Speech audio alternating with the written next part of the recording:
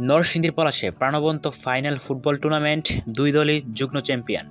মোহাম্মদ বেলায়েত হোসেন, পলাশ, নরসিংদী। মাদককে না বলুন, খেলাধুলাকে উৎসাহিত করুন। মানবিক এই স্লোগানকে সামনে রেখে নরসিংদী পলাশ উপজেলার খানিপুর উচ্চ বিদ্যালয় মাঠে অনুষ্ঠিত হলো এক প্রাণবন্ত ফাইনাল ফুটবল টুর্নামেন্ট।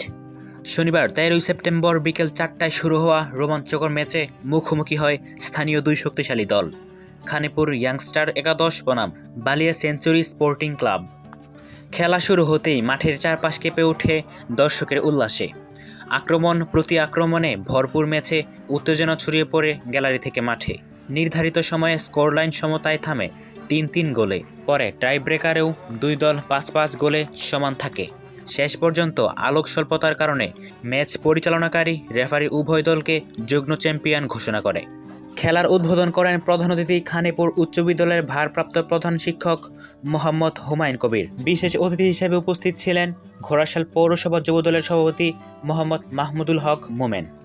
আর উপস্থিত ছিলেন মোহাম্মদ শামসুদ্দিন ভূঁইয়া, সাবেক যুগ্ম সম্পাদক ঘোড়াশাল পৌরসভা যুবদল, মোহাম্মদ আওলাদ হোসেন শেখ, সহসভাপতি পলাশ থানা যুবদল, মোহাম্মদ শাহ আলম খান, সাংগঠনিক সম্পাদক শ্রমিক দল ঘোড়াশাল আঞ্চলিক কমিটি, মোহাম্মদ জাকির হোসেন মিকওয়ান, যুগ্ম সম্পাদক নরসিংদী জেলা যুবদল।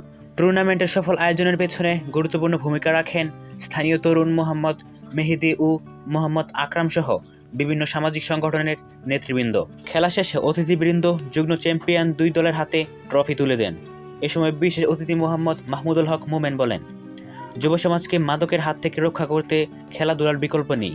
এই ধরনের আয়োজন তরুণ প্রজন্মকে শৃঙ্খলাবদ্ধ ও দেশপ্রেমিক হিসেবে গড়ে তুলতে গুরুত্বপূর্ণ ভূমিকা রাখবে।